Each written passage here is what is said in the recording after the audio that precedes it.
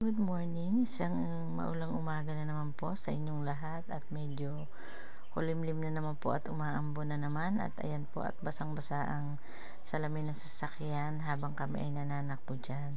Ayan, kami po ay may mga makakasalubong dyan na tricycle, kaya hindi po pwedeng mabilis ang takbo dyan at dahan-dahan lang po ang aming pag-akyat dyan. Ayan, at medyo masikip din po kasi ang daan at kapag nagsasalubungan ay hindi po pwede na napakabilis ng takbo dyan. Ayan, at ang aming dadaanan sa paakyat ay at makikita nyo naman na may lilikuan din kami na daan dyan, kaya kami ay dahan-dahan ulit dyan na liliko po. Ayan, kasi nga po ang aming pagliko dyan, makikita nyo yung mga sirang-sirang daan na talagang nasira na dahil nga dinadaanan ng mga truck na malaki. Ayan, makikita nyo po na talagang sirang-sira ang daan. Ayan, at kami ay nasa highway na at ayan, dahan-dahan din dahil medyo bumibigat-bigat na rin yung daan ng sasakyan at may mga nasulpot dyan na mga motor na hindi nila iniisip na bigla-bigla na lang silang sumusulpot at alam nilang delikado ay hindi nila iniisip yon na talagang sila ay magdahan-dahan. Ayan, lalo na nga po at naulan ay madulas ang daan. Ayan kami ngayon at nananakbo na ulit ng dire-diretso at wala nang masyadong nakakasalubong na sasakyan.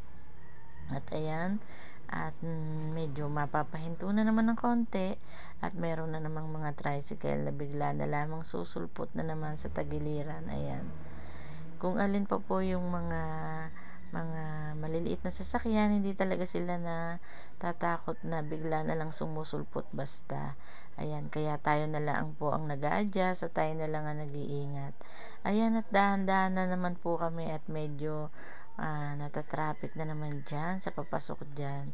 Kaya nga sabi ko nga sa inyo, kung wala kayo talagang importanteng bibilhin at pupuntahan dyan, ay wag na rin po dito dumaan. At kasi nga po ay dito ay hindi pa nga yan ang sobrang traffic, kumbaga semi-traffic pa lang talaga yan, hindi pa talaga yan ang talagang sobrang bigat. Ayan, at medyo nagdire-diretso na naman uli takbo na sasakyan.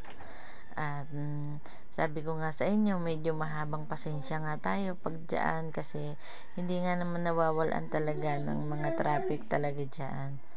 Ayan, at makikita nyo na uli, nagdare-diretso na uli kami ng takbo. Ayan po, makikita nyo po kasi nga ay medyo nakakaluag-luag na ulit. Ayan po. Ayan, at medyo hihinto na naman ng konti. At yan na nga po ang sinasabi ko na talagang hindi nawawala ang traffic kahit saang lugar ka pumunta. Ayan. Ayan, at ayan po ang pagkain na hindi nawawala kapag gutom na talaga. At ayan, at sumakay na po ulit kami. Ayan po. At syempre naggasolina at para po makatakbo na ng ayos. Thank you for watching.